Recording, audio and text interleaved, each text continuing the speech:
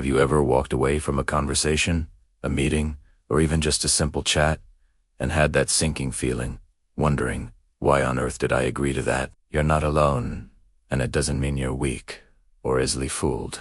It means you were influenced. Now, let's be clear. Not all persuasion is bad. We influence each other all the time in healthy ways, but there's a darker side: manipulation.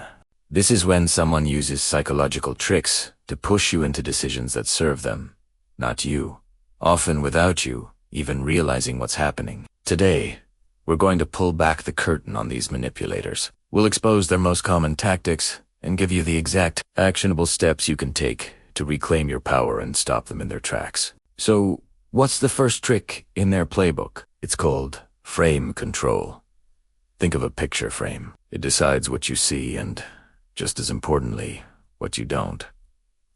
A manipulator does the same thing with a conversation. They set the topic. They define the terms. They decide what's considered reasonable or normal. When you're operating inside their frame, your options shrink dramatically, and you feel cornered without anyone even raising their voice. They might say something like, "We can either go with my plan, or we can let this entire project fail. What's it going to be?"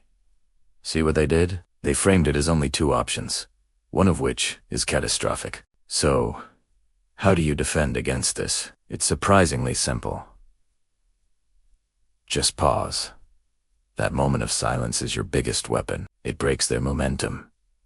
Then, name the frame out loud. You could say, "It seems like we're only looking at this from one angle," or, "I feel like the only options on the table are A and B." Then, break the frame by asking a powerful question.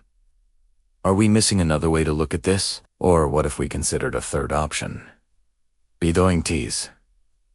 You're not just resisting, you're taking back control of the conversation and opening up the possibilities they tried to shut down. Alright, on to the next.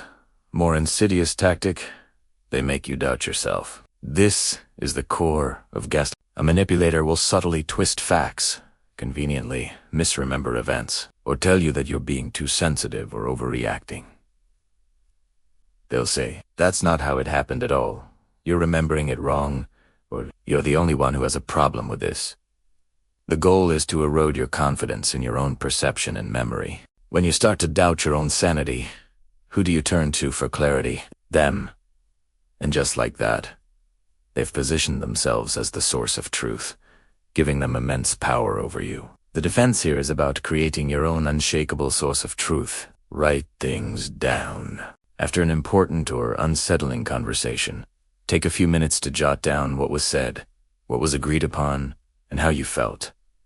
Keep a private log or send yourself an email. This isn't about being paranoid. It's about creating a factual record. When they try to rewrite history, you can trust your notes over your wavering memory. A written record is your anchor in a sea of doubt. It allows you to stand firm and say, "Actually, based on my notes, this is what we discussed." Their power evaporates when faced with cold, hard facts. The third major tactic manipulators use is isolation. They work to cut you off from your support system, either emotionally or socially. This can start small. They might make you feel guilty for spending time with friends or family, saying things like, "I thought we were going to hang out, but I guess your friends are more important." They might monopolize your time with constant demands or manufactured crises. Another way they do this is by creating a special, secret bond. They'll tell you, "You're the only one who really understands me," making you feel unique while subtly pushing everyone else away. Take Ritanis.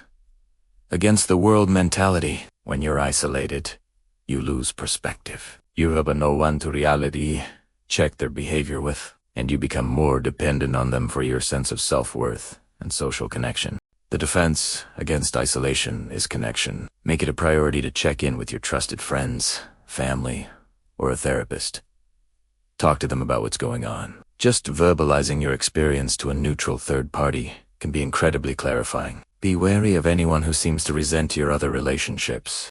A healthy person will encourage your connections, not try to sever them. Also, learn to recognize and enforce your boundaries. If someone is making you feel guilty for having a life outside of them, that's a massive red flag. Say no. Protect your time and your relationships. Your support network is your shield. so keep it strong. So let's recap the patterns. Frame control, where they dictate the terms of the conversation. Instilling doubt, where they make you question your own reality. And isolation, where they cut you off from your support system. Once you learn to recognize these toxic patterns, they start to lose their invisible power over you. The shadows retreat when you shine a light on them. This isn't about becoming cynical or suspicious of everyone you meet. Most people are This is about being discerning. It's about developing a kind of psychological self-defense to protect your mind and your autonomy. It empowers you to engage with the world confidently, knowing you can spot and sidestep those who don't have your best interests at heart. Remember the simple steps. Pause to break their momentum.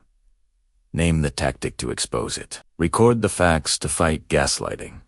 And reach out to your network to break isolation. These are your tools for maintaining your mental freedom. If you found this breakdown helpful and want to learn more about and understanding human psychology and protecting yourself from manipulation, make sure to hit that subscribe button and ring the bell. We're dedicated to giving you the insights you need to navigate the world safely and with confidence. Thanks for watching, and stay sharp.